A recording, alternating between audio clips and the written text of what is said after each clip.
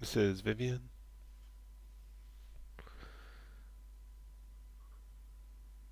Okay.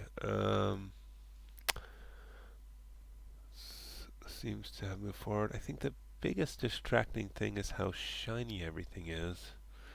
And then from there, I think it's just kind of how he's sort of ice skating around. Although you seem to have solved that somewhat with the walk across the room. Let's take a look at the Maya file.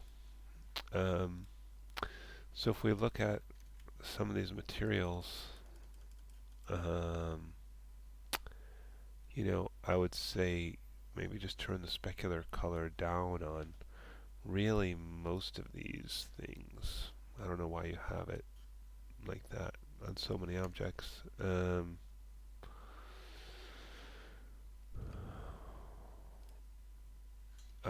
Looks like you did do this, but yeah. Did you do the skin preset for this?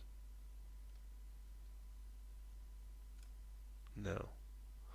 So you might try doing the skin preset and mapping the color to the subsurface color, um, which yeah, if you kind of go back to I think that's in the outline of this, isn't it? In the module, the skin thing.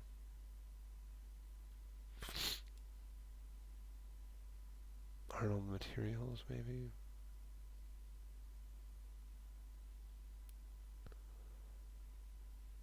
We want to make it look like skin. Use a subsurface scatter. Should be connected to the subsurface color, and it shows you here how to connect it up. So, um, yeah. So I would just go back to this video in this lesson. What is this? Page 8 of module uh, 14, and that will show you how to do your skin. But I mean, I can show you here if you want. It's the same thing. Um, let's clear this and select that and show up in downstream connections. And this should not go to the base color. It should go to subsurface color. Whoops. Out color to subsurface color. There we go. Although this doesn't seem to be connected anymore for some reason. Maybe because it's... What's it called? Source images, mail color.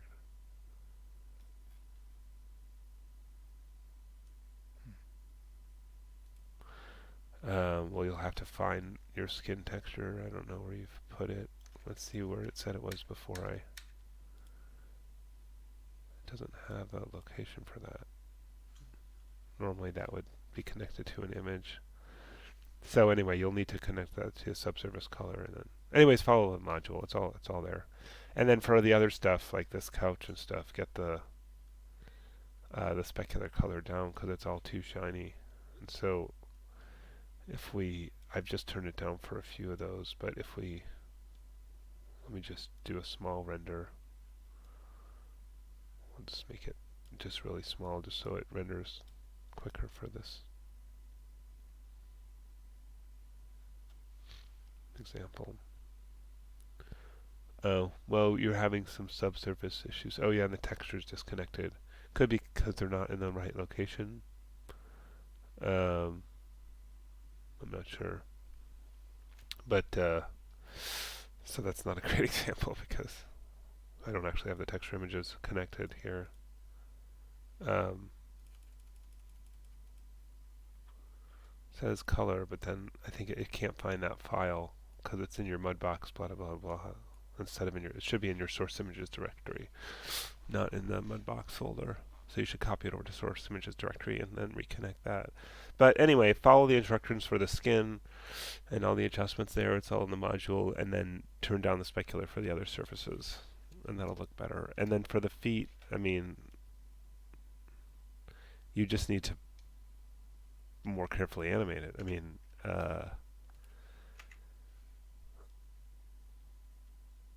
you just have only one foot should be moving at a time. So like, let's say this foot, which one, I don't know which one you want to be planted first, but you shouldn't be moving both feet simultaneously. So for example, this foot, if I select this and then middle mouse click here, it'll update the time without updating position and hit S. That foot, see how that foot stays locked there. Although it's a bit much. I mean, yeah, the problem is you have him moving too far that his feet couldn't really carry him in one step. Like you can't, you have it like one step is taking him all the way to there, and that's going to be at least two steps. So really, you basically have to redo the steps. But the way you should redo the steps is that only one foot is moving at a time. One foot should be planted while the other foot is moving. And the way you plant a foot is you have, at the beginning and end of this range, the foot is keyframed in the same position. So that's how you make a foot stick. But you're really going to have to redo those steps if you want him to not look like he's ice skating. Because, um, yeah, it's just because they're both moving all the time. You have to have one foot planted on the ground.